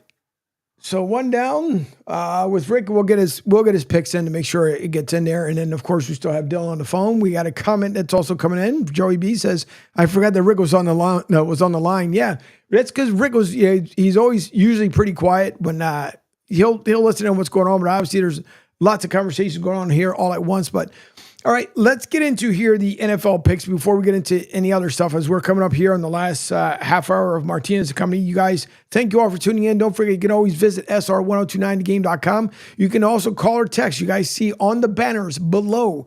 It is currently everyone that we are associated with, that we are partnering with. And don't forget also with Fresh Roasted Coffee, you guys can soon, which matter of fact, it is up there on the website. You can go click on Fresh Roasted Coffee, just like myself and Jay and my hermano. where we all love to drink coffee, especially this time of year. No matter, for me, it doesn't matter because it's going to be hot or cold. I love absolutely drinking it, but visit freshroastedcoffee.com and put in MNC20 for your percentage off with our affiliate sponsor that just came on, our affiliate partner just yesterday. Thank you to my hermano, Rich Quinones, for making that happen, and we do appreciate it. So don't forget, visit freshroastedcoffee.com. Duncan, I don't know, Duncan Dad might not visit it only because, he's got this long-term partnership deal with Duncan Dad, and he's got a side deal with Starbucks. Wawa too, man. Wawa's coming on board. They've got this their holiday blend that's going on. Man, I'm telling you. I haven't tasted that one yet. And I'm starting to, I don't know. I've been watching a lot of the advertisements from Duncan recently. I think I need to take a trip up there to to Boston, out there to UMass, and the Tommy, Matt Damon and Affleck commercials are the best thing they ever did. I mean, that was the best Duncan thing that I've ever seen was when Casey Affleck was on Saturday Night Live. Yes. And he was like, we're the real Duncan or whatever. Oh, oh yeah. my God, that bit is like being a masshole, yeah. I'm like, this is who the real Dunkin' drinkers are. Then you've got, shout out to Charlie and all her stuff, and I love your, content, whatever. But, us regular guys, we're not walking in getting an iced frappy mochi Charlie at 6 a.m. trying to do work. No. I want coffee. I want it hot and strong. Exactly. Good morning, fellas, says Penguin AZ. You're absolutely right. I can't. The one thing that drives me nuts, and we'll get into our picks, and I'm not that guy to go in and make a big fuss about something. But like if you buy hot coffee, it's different. I understand if they get the order wrong, like you said hot, they went cold. I get it, right? It's no big deal. They're really nice. I don't care where you go, or they'll swap it out. Like, oh, I'm sorry, and whatever. Yeah. But when you order hot coffee, you look at them making a hot coffee, but for some reason you have the leftover cup. And it's what is it now? 11:34 in the morning. So you get the leftover cup from like 9:45 in the morning, where it's like it's cold. Like, I'm sorry, I ordered hot coffee. I don't mind waiting if you have to make it fresh. And like, what's wrong with it? Only one place, and I think the person was having a bad day. And honestly, we both laughed hysterically for about a good 2 minutes. I walked back up. I won't even say the establishment because I don't want to get them in trouble. But I walked back in and I said, "Hey, listen, just to let you know, so I don't know, maybe you have me confused with somebody else or not, but the coffee is mild. It's not really hot." And the person just looked at me, had the cup in her hand, flipped the lid like he's done it, many a times, but then proceeds to put the finger in there, like, yeah, it was just a little mild. And it was just, you can tell like he hit a boiling point. But as soon as he did it, like he looked at me, I looked at him, and we both bursted out into laughter. Because you've seen shows and movies and stuff where they do that, just because it's a movie, but you don't ever see it, like when it actually happens in front of you. And the manager was standing there, and the manager comes over and almost like starts on a crazy rant. So listen, everybody's entitled to a bad day. I thought it was funny. Obviously, he's not going to give me the same coffee back, but it would just laugh. And they finally laughed about it. I got a hot one and it was good. And I ended up getting a donut on top of that. So there you go. But it is what it is. Let's see. I'm sorry. Joey B says, more breaking news. Oh boy. Now what? You see what's going on with the Phillies and Kyle Tucker? Kyle Tucker is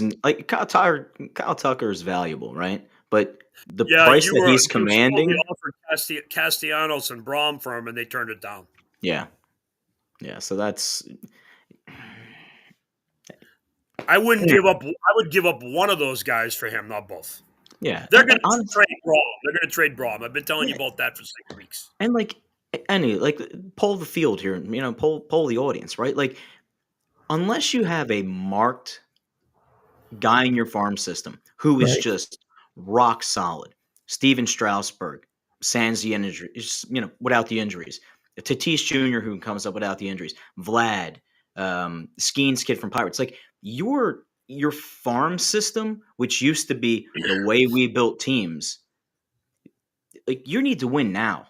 You have a nucleus that can win now. Yeah. Don't be afraid don't be afraid to leverage that in your little box window. There's a lot of teams around the league that window got slammed down shut real quick because, well, we don't want to give up too much of our future. No. Sell out and go get your chip. I know loyalty and all that's great and everything, but You got to change your perception and change your mind. You're building to win in now and in this moment. And it's getting into college sports as well, and that's a whole other show. But you have a nucleus, you can win, you have an opportunity, you really have to go for it. Unless this is the kid or the girl that's going to carry your franchise into the next decade. If that's the case, don't get rid of them. Everybody else, I want to win. Come on, let's go. Bring it. That's why the Mets have to sign Pete Alonso because their window is now. That's why right. Their window's now. Right. Absolutely. Yes. The Mets have to sign Pete Alonso. Yep. Sign him. Lock him up. Or find somebody to be a pseudo replacement. Christian Walker, Vlad Guerrero, one of those guys. You don't go out and give the money you give to Soto to have Jeff McNeil bat behind Juan Soto. All right. I do believe we do have Mike Fuji on the line. Fuji, is that you? Yes, it is. Wow, look who's Prodigal son of return. Yeah, imagine that. See, okay, those who listen in for the first time today, first of all, thank you for listening to Martinez. It's like a good landline. Yeah, this time, right, because he's down on his Metro PCS phone. But for those who don't know, that's funny. There he goes. Fuji is like the magician. You hear from him like 2 or 3 weeks in a row, and then poof, and be gone. And then you wondered, did he go to Afghanistan? Where did he go? I used to send him on assignment before at nighttime, and then he would. I would listen, folks. There's certain things that you do on radio and on broadcast. When you fake the funk, right? You just tell him, yep, I sent Fuji out to this crazy mission out in Afghanistan. What does Fuji do when he comes back next week? What are you talking about? I was with my mom. I don't know what you're saying. I'm like, bro, you got to just go with it. But nonetheless, it is Fuji. What's up, my guy? How you been? Good. How's everybody doing? Hope everybody had a good couple of weeks later. Thanksgiving. Happy holidays. How you doing, Duncan, Dad, and Jay? Doing good, man. What's up, buddy? Doing good. Good. Your Eagles are looking good. Yeah, just hopefully they'll get that passing game going. And well, that's not going to get fixed. That's not going to get fixed, but they don't need it yet. By the way, Joey, be a couple of comments before we start getting into the picks. First one, he says, Fuji, wow, nice connection today. Not calling from his burner sounds great. Which is true. Fuji's appeared for weeks and then he reappears. See, I'm not the only one. Joey B call you all on that one too there, Slick. I see. Yeah. Fuji equals Tom Cruise. Stealth-like. Yeah. And he says you're Mission Impossible there. Nonetheless. All right. Well, listen, Dylan, I hate to break the news to you. I probably will not be there tomorrow at the Tampa Bay Sun game. So I'm just kind of putting that out there just to let you know. But I will catch up with you because, again, you will be strung out nonetheless. And by the way, those who want to send out Dylan condolences card, he has to go for a reconstructive surgery on his foot, his elbow, and his shoulder come Monday. So hopefully, Dylan, you'll make out well with that one. Yeah, okay. No, I appreciate it, though. Obviously, Angel knows seriously what I'm going in for. Yes. I get my good old wisdom teeth taken out next week, Ooh. so it's going to be a lot of fun. Yeah, as an adult, hopefully I'll be better by Friday to get to go to the Sugar Bowl with you and cover the game. Yeah, that's the worst thing when it comes as an adult is getting your teeth pulled because it is horrible, absolutely freaking stinking horrible when you have to do it with your freaking pull your teeth out as an adult. All right, we shall get into the picks as Fuji's on the line with us. Obviously, it is Football Friday here on the network.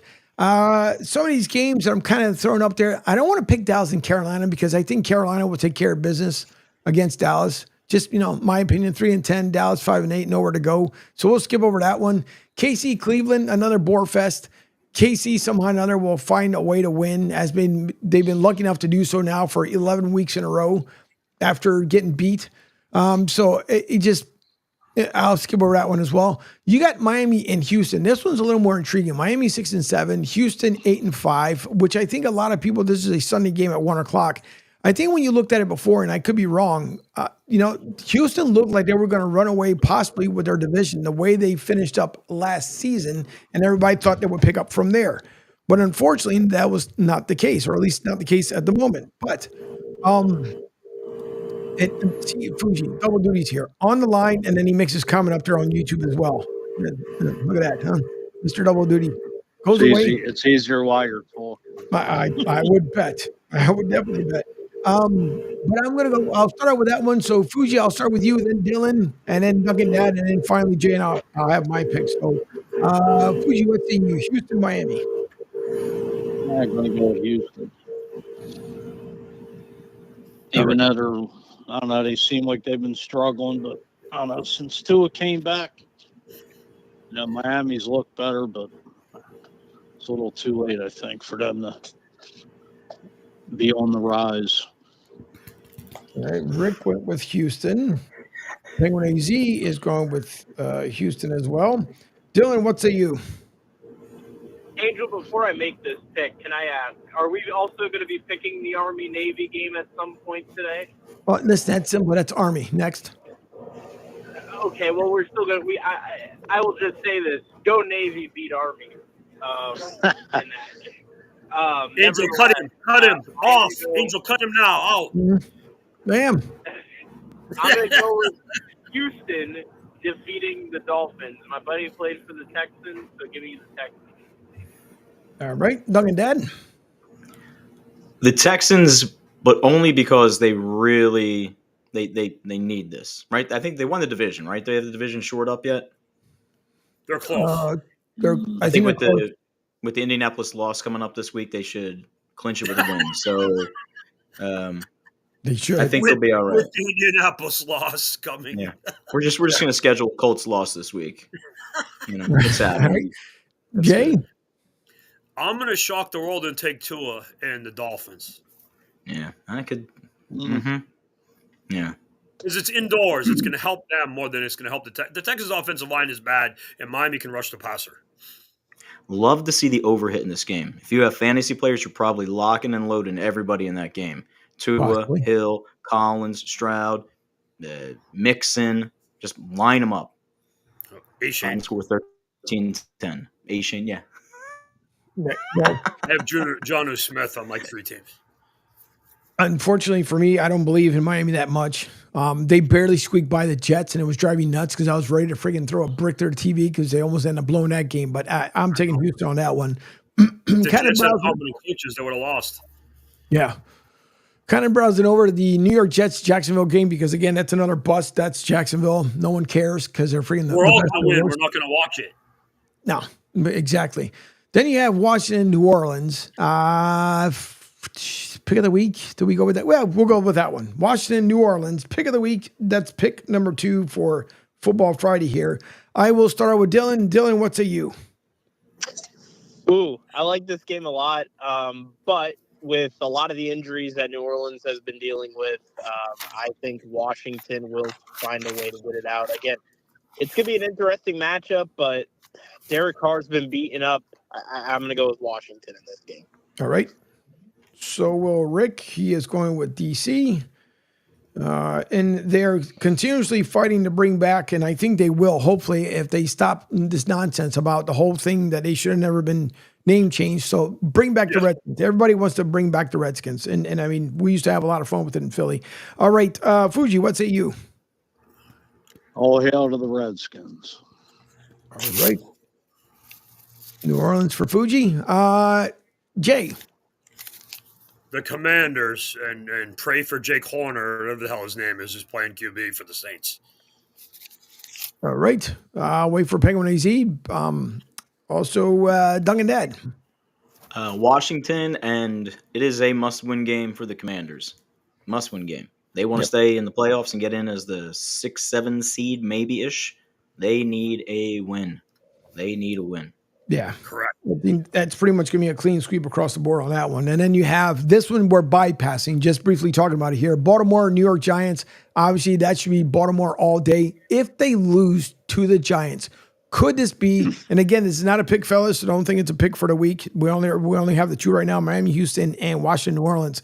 But if Fuji, I'll ask you, Baltimore loses to the Giants, is it the worst loss of the season for the Ravens?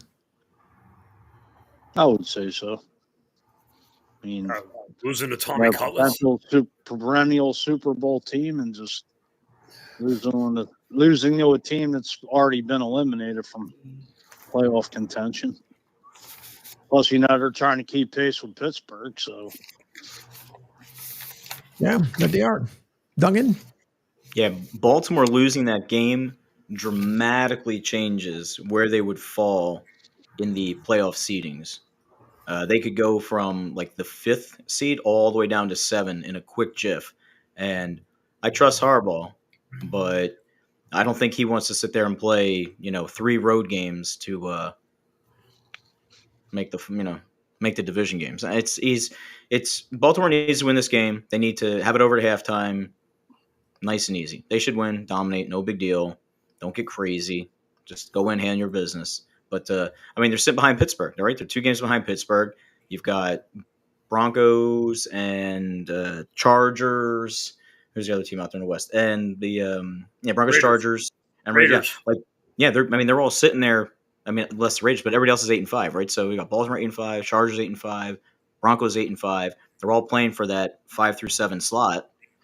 Now you start looking at matchups, right? Like, where do you want to sit? Where do you want to be? Because the conference winner is probably going to be Houston playing, the highest seed that's remaining. Bills. Right? Divvying everybody else up. Yeah, the Bills, right? So, I don't know. Win this, Baltimore. Handle your business, win. All right. The next one we're going to kind of quickly brief look over would be Cincinnati at Tennessee. Cincinnati 5-8, Tennessee at 3-10. Sunday night or Sunday afternoon game, 1:00. Could this possibly be, other than the best of the worst? I still give it to Jacksonville and New York Jets, but Tennessee, Cincinnati. Beef, do you think? And again, this is not a pick of the week, so no one picked this game here. But do you believe Cincinnati continues to go their droughtful route? They are going to be looking for a new HC. No, because they're the Bengals. I don't think Coach Taylor is the problem. By the way, okay, they just had a weird year. And again, they were set up by their cheap ownership with the handling of both Jamar Chase. The fact that they haven't figured out they might want to pay him is a good idea. And T. Higgins, they just mismanaged their team, and they let a lot of their defensive players go to pay Burrow.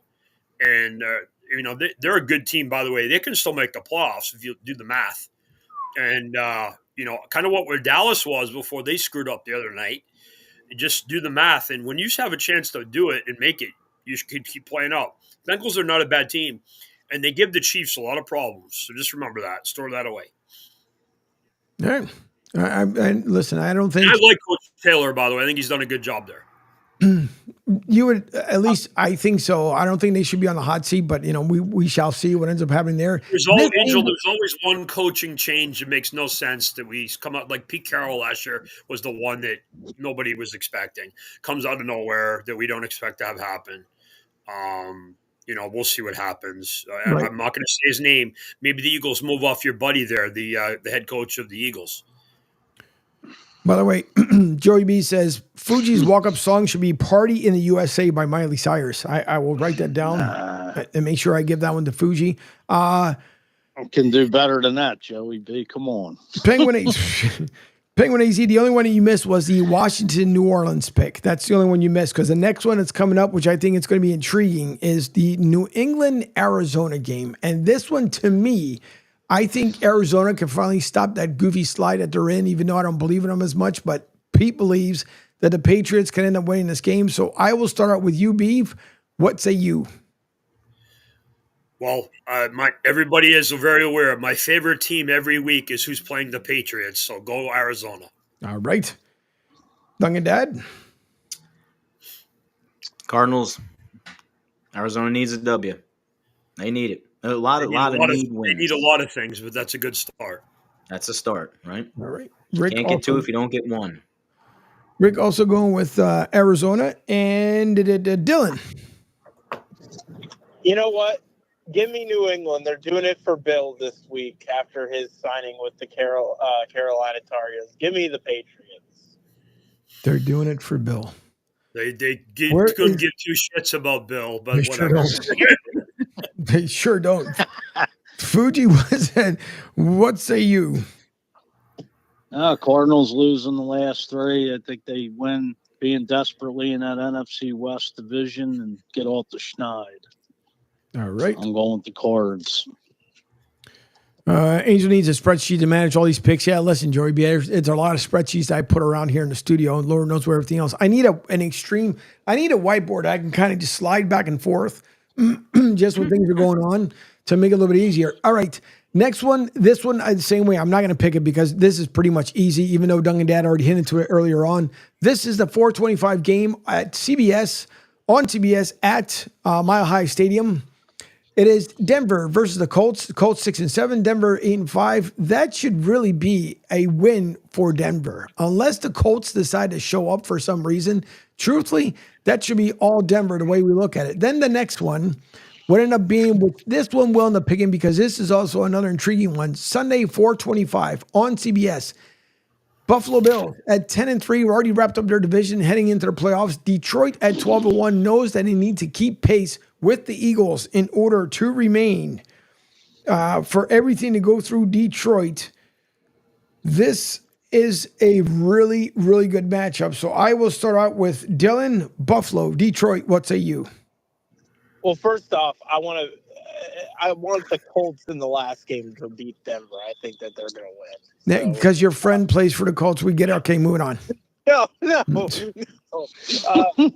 is gonna be a really good game. This is if it wasn't for my Bucks playing at the same time, I would probably be watching this game.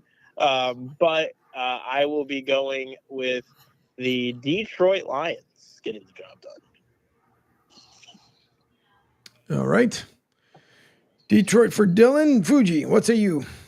I knew you were going to go with me next. I don't know. This is, excuse me, Buffalo coming off a heartbreak loss last week. Detroit is definitely in the driver's seat, but everybody else is up on them. But I want to go Buffalo. I mean, Detroit's bound to lose.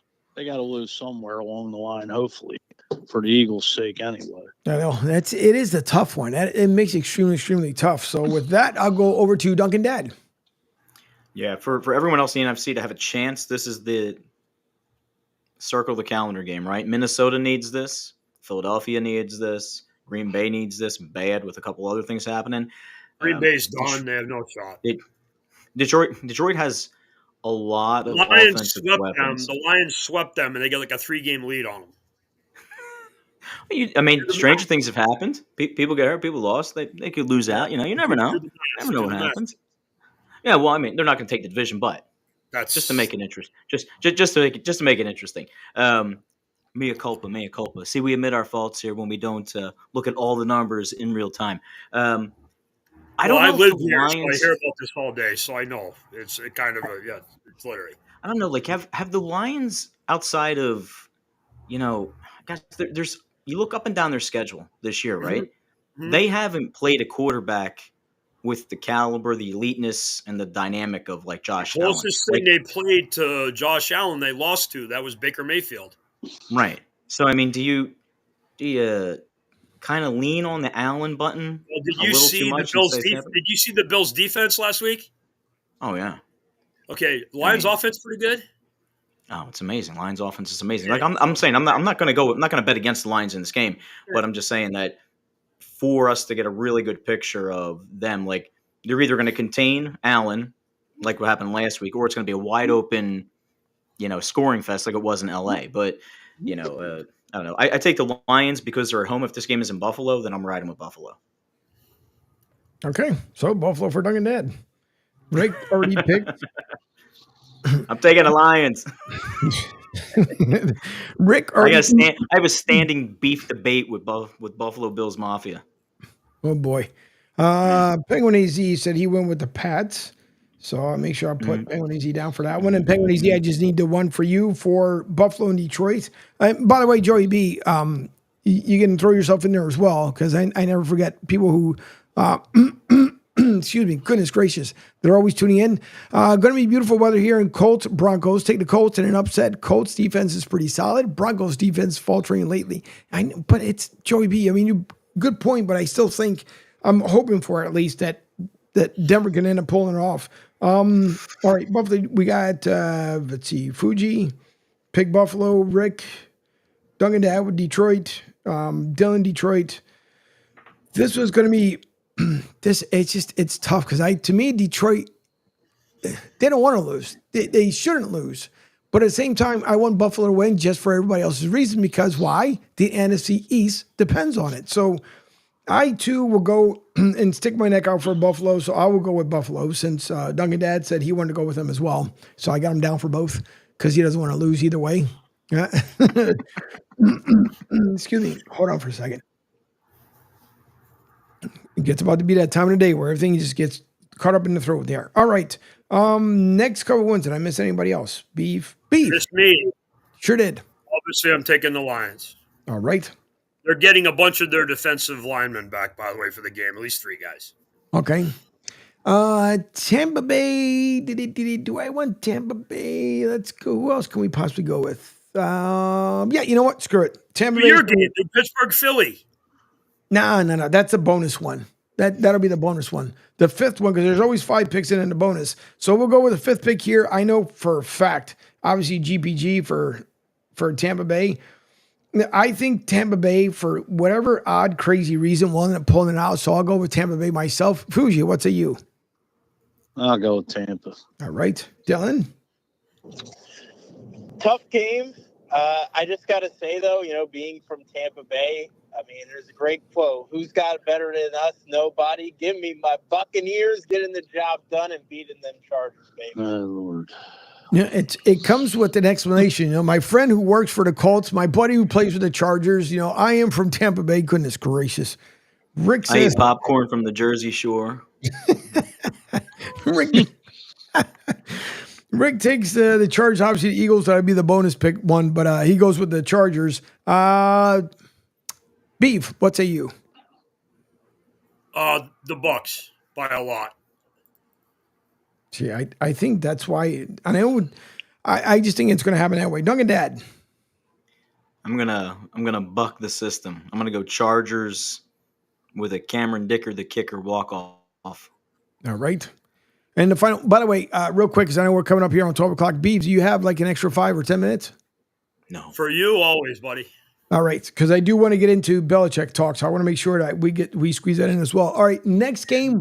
Duncan Dad wanted the Eagles stuff too. We'll do that. We're good. Yep. All right. So Pittsburgh, Philly. Obviously, that'd be Philly for me. Philly for Fuji. That's simple. Philly for Rick. Dylan. I'm going to go with a tie. Oh. Go with who? I'm going with a tie. I think this game will end in a tie. By your NFL games can have a tie, right? Yeah, I got to unmerge these calls and just go ahead and dump I'm them. going to tie one on. Right. Well, since he wants me to hang up on Fuji. Yeah. Well, Fuji already knows he's going with the Eagles, so that's simple. Beef? Sorry, guys. I'm going to take the Steelers.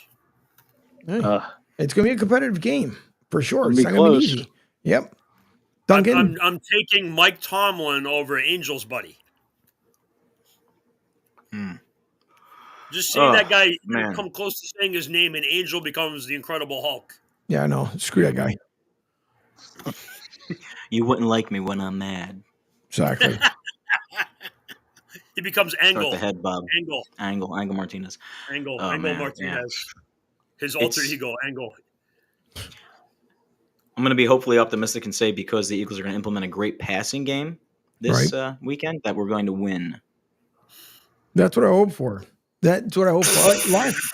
After like 15 games, I mean, they're just going to magically hit the wand, and that's going to happen. But whatever. Hey, turn it on. Quickly with these last ones here, none of these are games to be picked. As Rick says, no pickings, no win. Hey, listen, that could be a possibility as well. So it could happen. Hey, All right. Yeah, that's really funny that he brought that up. I mean, the diva wide receivers have helped every team in the league so much, right? Right. Hey, who's the best team in the NFL the last 5 years? This isn't hard. Pat Mahomes and Andy Reid are there. Yeah. Did they get rid of their diva wide receiver? Oh, yeah. No. Thank you. Yeah, Have a nice day. Yeah. All right. Next couple here, which obviously then we'll get into some quick Eagles talk. And obviously with Belichick, these are not picks, but Sunday night game of the week, 8:20, will be Green Bay and Seattle on NBC. This one should be really good as well. I mean, both teams are doing well. Gino has found ways to win once again with Seattle. Seattle hanging on for their dear lives. But Jordan Love have been playing well, Green Bay. So this one, it's tough, man. It's a tough call. I think Green Bay could pull it off, but Seattle will be on their heels all game long. So just real quick thoughts. Duncan, I'll start with you. More important for Seattle. They need the win. They got to keep pace with everybody. And right now they're the top of their division, but they flip a loss here and the three teams below them win, and they find themselves on the outside. So much more important for Seattle to win this game.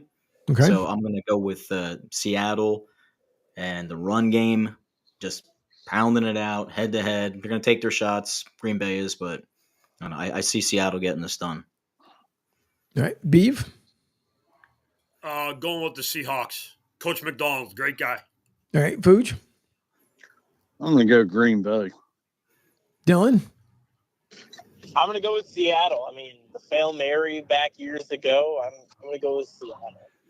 Yeah, I'm telling you, this is gonna be a really exciting game. It really is. And then we're back to this freaking ridiculous week 15, whatever it is, week 14, whatever week it is, week 12, I believe it is. It's we shouldn't be this far along and having 2 Monday night games again, but they're gonna do it. The best of the worst.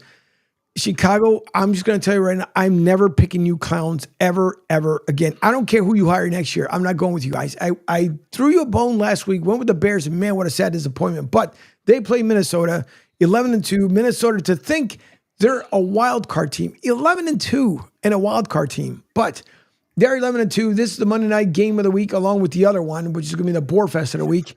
Chicago 4-9. This, to me, it's Minnesota. Don't even have freaking talk about that one. And then you have Atlanta and the Raiders, the second Monday night game on ESPN.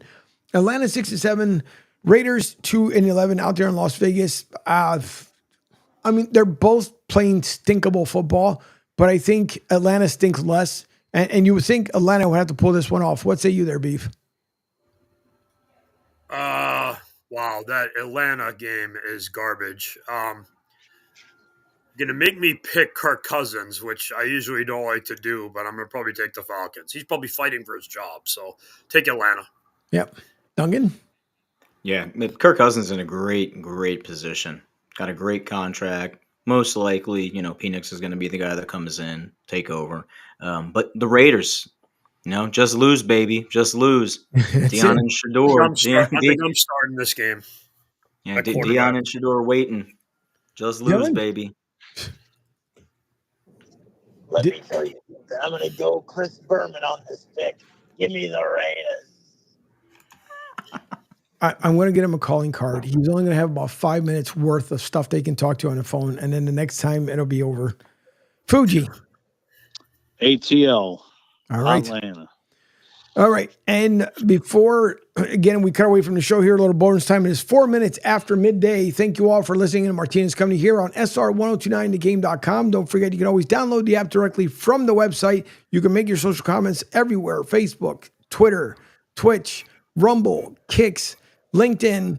And of course, you can call or text the show at 727-858-6650, 727-858-6650. All right, we'll get into some Eagles talk at the moment. I know we've blown by the breaks and stuff, but before we'll finish up with Belichick. But Eagles, Jalen Hurts, I think there's been a lot of people that have made too much of this. I think at this point, it's either got to be taken away or it's going to take away from their playing time on the field. Truthfully, I think it was a lot to do about nothing. I understand A.J. Brown's frustration because, yes, when you look back at some of the plays, he was wide open. I get it. I understand it. But Jalen Hurts, we all know how he's been playing throughout the season. When there's people that are open, he doesn't throw. When there's nobody open, he throws. When there's a spot for him to run, he chooses not to run. He's just been all over the place. And I get it. Listen, the team meeting, whatever they need to do to get it together. Nick Sirianni took about 3 minutes to just come out and say that, yes, they spoke to them both and everybody is fine. I think still, at the end of the day, the Eagles will find a way to win against the Steelers, but it's not going to be easy. So, Duncan Dad, is it much to do about nothing? I think you have a lot of people in the media that want to make a story where sometimes there's not a story in today's day and age where it leaks out so fast. Mm-hmm. And then it just snowballs and snowballs and snowballs. And Philadelphia's a town that everyone pays attention. right? You've got Crossing Broad, you've got the Philly people, you've got the PHL people, you've got like every outlet is talking about this because you're sitting around complaining about a team that's 11-2. Sometimes it's not pretty and they're winning games. So what do you want? Do you want pretty wins or do you want wins? You want a lot of scoring with losses? You want close games? The bigger issue is the fact that they're such a slow starting team. And yeah, the elephant in the room is as amazing at times as Jalen Hurts can be when it comes to being your fundamental pocket passer, go through your reads and progressions and hit your guys. He's not that dude. Like he's not.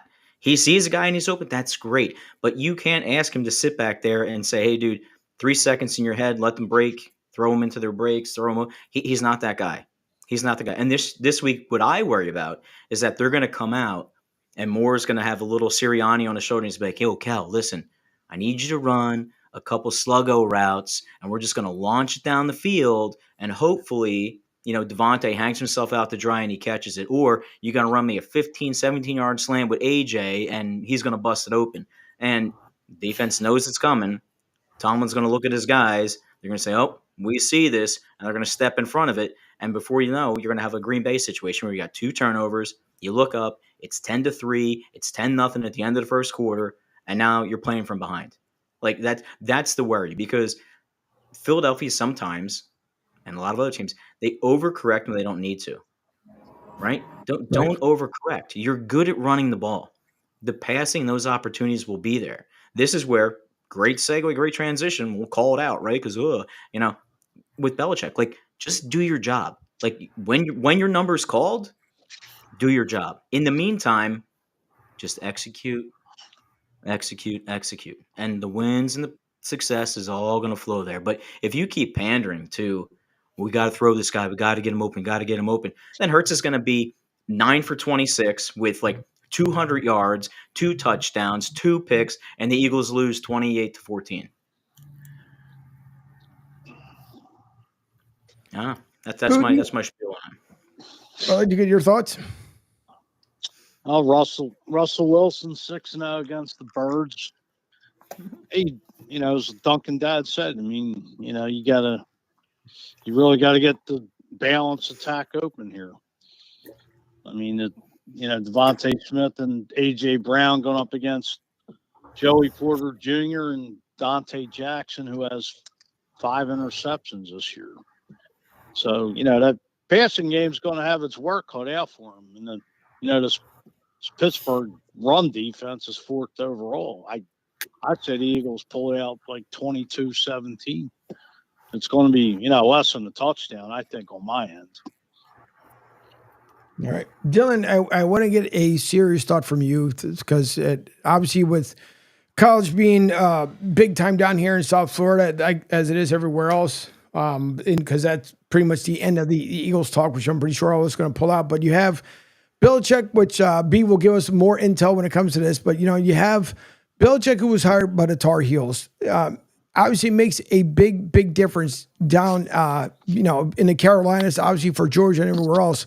And how, even though you're not a Tar Heels fan, but is it exciting for you that obviously Belichick decided to physically and actually get the contract with the Tar Heels? I mean, yeah, it's a big deal. I mean, obviously in terms of coaches right now that have kind of a lot of clout, if you will, in terms of people wanting to go see him. I mean, Dion's obviously the one that everybody wants to go see, but now that you have Belichick, there's going to be a lot of interest in terms of people wanting to go see how he does and what he brings to the table in his first year. And again, I mean, he's going to get a lot of control with this North Carolina team. I mean, this is going to be something where he can, he's probably going to get more control with this team than he would have been if he would have went back to the NFL. So I'm very intrigued to see how he fares out. And I think there is a lot of excitement surrounding it, but there's also a little bit of unknown. I mean, we've seen a lot of coaches go from the NFL to college, and some guys haven't turned out the best. Others have made a career out of it. Usually it's more so the guys who go to the NFL from college are the ones not really succeeding. But we'll see. Maybe Belichick going from NFL to college, maybe that's something. Maybe it fits more for him, and he's got the tie-in already with North Carolina. So I think he really appreciates the school and the history that it has in his family. So I'm excited to see where it goes. It's definitely very exciting. I would have to agree. As Joey B says, two things before we get into beef and then obviously with Duncan Dad as well. But Joey B says, Chapel Bill, going to be interesting how it plays out. Not sold on if he will have a prime effect on UNC. And then follows up with the key hire was Lombardi as the GM. Lombardi will handle all the NIL stuff, which is, listen, it's a good point. But Beef, you're kind of early on thinking that when it came to Belichick and thinking, that, hey, could this be possible? Is it possible? Then you obviously sent me a message. I would think it's really good for the Tar Heel program, but how effective will it be for the Tar Heels? Oh, there's serious questions with all this. And thanks for the shout out there, Angel. Is Tom coming with Bill? No. Okay. Do we need to go over the Tom with and without Tom stuff? No, because we know how that worked out. Is Lawrence Taylor? Well, Lawrence Taylor is coming with them, but he's going to be 60-something years old. And this Mike Lombardi thing, he thought N'Keal Harry was good. Go check out that audio. There's going to be a lot of things here. Now, again, one team wins a national championship every year. There's a lot of splash. Right. And Prime's a really good example. This is about money in North Carolina getting to the next stage where there ultimately is going to be two super conferences, basically, the Big Ten and the SEC. North Carolina and Clemson, in Florida State, and Miami indirectly, are all trying to get out of the ACC to get a better TV deal with either the Big Ten or the SEC. And that's what's going on here. And Notre Dame will go with them, too. They're not going to stay independent. They play in Northern Illinois every year. But Bill X's and O's wise, the game's really passed him by. And if you don't understand that, it's not hard to understand. He had Mac Jones really good in his rookie year. Then he helped ruin him by putting his special teams coach and defense coordinator as his coordinators.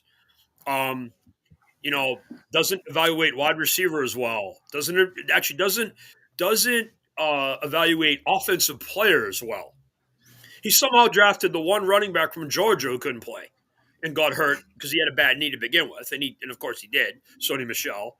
That offensive lineman he drafted from Georgia also sucked. So a lot of Bill's drafts the last couple of years were just, hey, who are my friends? I'll call these guys and bring guys in. You notice the minute Nick Caserio left and went to the Texans, Nick Caserio was awesome at drafting. So, and that's something that doesn't get talked about enough, by the way. And I'm friends with both guys, so I can say that. But Belichick in the college environment is just interesting because let's face facts. There are a lot of stupid people in the United States, and they're going to fall for his shtick and his celebrity status thing. Like they fall for Coach Prime, even though Coach Prime is way more established and has done stuff. So there's going to be grab and go with Bill, and he hasn't clearly learned anything from why he's at UNC with this trashing of the NFL and all the other things he's done. It's a weird situation.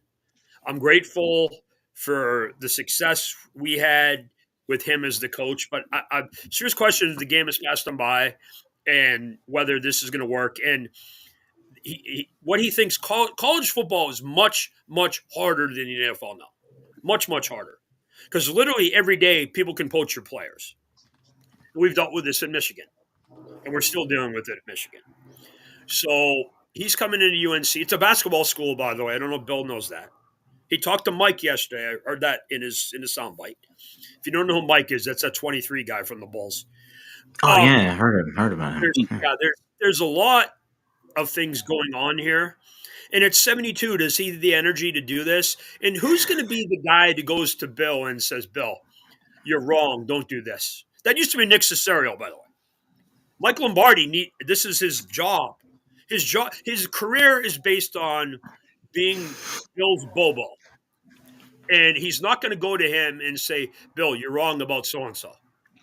Because remember, he went on the radio and defended N'Keal Harry. who is now pushing shopping carts at your local Costco. So, I mean, You are correct, sir. You are correct. Literally, you could have picked any other 15 guys. By the way, the Patriots signed 2 of them as undrafted free agents. You could have picked any other 15 guys. The only receiver who went before him was Hollywood Brown.